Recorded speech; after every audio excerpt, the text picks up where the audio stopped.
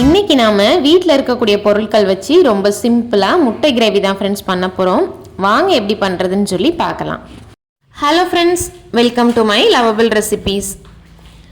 First நம்ம முட்டையை அவிய போட்டுக்கிடலாம். அதுக்கு பாத்திரத்தில் வந்து கொஞ்சமெல்லாம் தண்ணி வச்சுருக்கேன். தண்ணி வந்து கொஞ்சம் சூடேறினதுக்கு அப்புறமா தேவையான அளவுக்கு முட்டை சேர்த்துக்கிடலாம். நான் இன்றைக்கி ஒரு 6 முட்டை சேர்த்துருக்கேன். முட்டை நல்லா அவியட்டும் ஃப்ரெண்ட்ஸ்.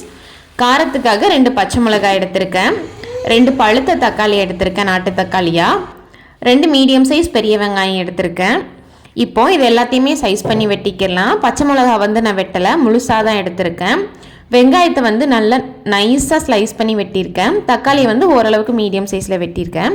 இப்போ கிரேவி பண்ணுறதுக்காக அடுப்பில் கடாய் வச்சு 2 ஸ்பூன் எண்ணெய் சேர்த்துருக்கேன்.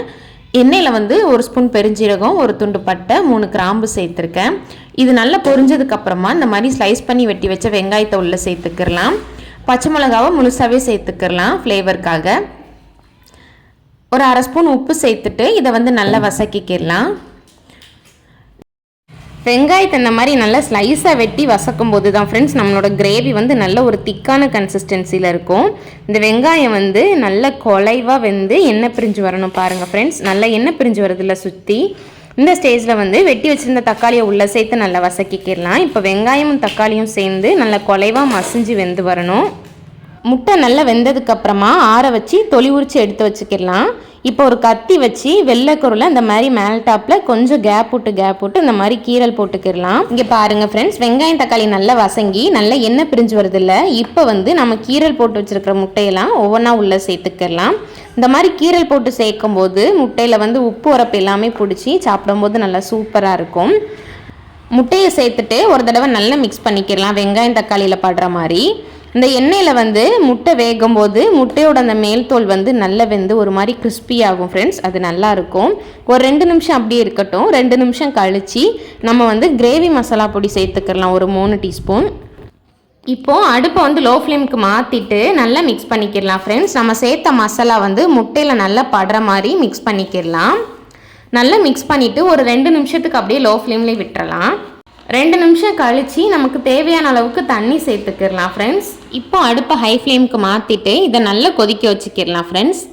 ஒரு கொதி வந்ததுக்கப்புறமா 1 டீஸ்பூன் இஞ்சி பூண்டு பேஸ்ட்டு சேர்த்துக்கிறேன். சேர்த்துட்டு ஒரு தடவை மிக்ஸ் பண்ணிவிட்டு மூடி போட்டு மூடி மறுபடி வந்து கொதிக்க வச்சுக்கிறேன். இதோட பச்சை வாடெல்லாம் போகிற அளவுக்கு நல்லா கொதிக்க வச்சுக்கிடலாம் ஃப்ரெண்ட்ஸ்.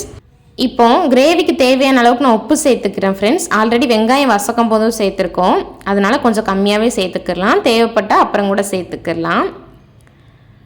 நம்ம இதை வந்து சட்டுன்னு வீட்டில் இருக்கிற பொருள் வச்சே செஞ்சிட முடியும் ஃப்ரெண்ட்ஸ். நம்ம வீட்டில் எப்போவுமே கிரேவி பொடிலாம் இருக்கும், வெங்காயம் தக்காளி பச்சை மிளகாவும் இருக்கும்.